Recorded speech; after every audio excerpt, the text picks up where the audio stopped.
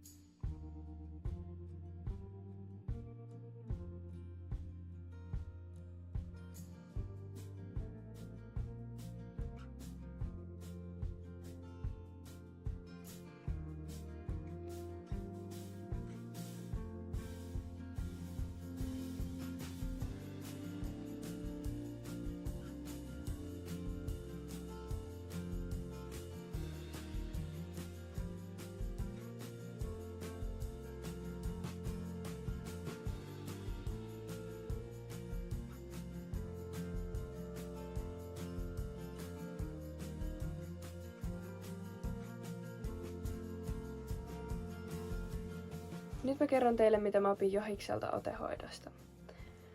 Otehoito on lihaskalvojen eli faskioiden käsittelymenetelmä.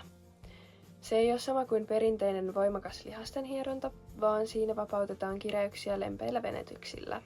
Hoito aktivoi aineenvaihduntaa, vähentää stressiä ja parantaa eläimen liikkuvuutta. Se käytetään sekä ihmisille että urheilu- ja lemmikkieläimille, kuten koirille ja hevosille. Tämä otehoito ei ole vielä kauhean yleistä, mutta se on koko ajan yleistymään päin. Jos teitä kiinnostaa tämä otehoito, niin mä suosittelen ehdottomasti seuraamaan Johista. Tässä on hänen Instagram ja Facebook. Mutta kiitos jos katsoitte. Minä ja Johis kiitetään. Moikka!